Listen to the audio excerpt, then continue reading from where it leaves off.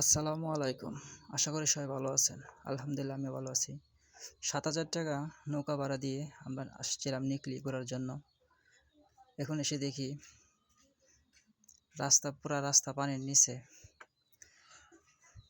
তাই আমাদের মনটা ভালো না, বেশি একটা মনটা খারাপ। যদি আমার ভিডিওটা ভালো লাগে লাইক শেয়ার করে পাশে থাকবেন, সাবস্ক্রাইব করে পাশে থাকবেন ভালো ভিডিও পেতে।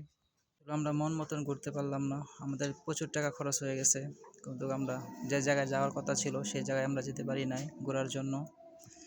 প্রচুর পানি এখানে, আর পানির নিচে হলো রাস্তা তলিয়ে গেছে পানির কারণে। এই জন্য আমরা সামনে আর আগাতে পারি নাই। তাই এখানে সবাই গোসল করতেছে, আবার সবাই ব্যাগে চলে আসবে। যেখানে যাওয়ার কথা ছিল সেখানে যাওয়া যাবে না। রাস্তা প্রচুর পানি, দেখেন রাস্তার মাঝে গাড়ি খাড়া করে রাখছে, সামনে আর বেশি পানি, এই জন্য যাওয়া হয় নাই। আশা করি ভিডিওটা সবার কাছে ভালো লাগবে। প্রাকৃতিক দৃশ্যটা খুব সুন্দর, অসাধারণ। আর এখানে শুধু হাওর আর হাওর, অসাধারণ একটা হাওর। হাওরের মাঝে সেনাবাহিনী ক্যাম্প তৈরি করছে দেখার মতন। এখানে প্রচুর নিরাপত্তা দেওয়া হচ্ছে, সেনাবাহিনী আছে এখানে।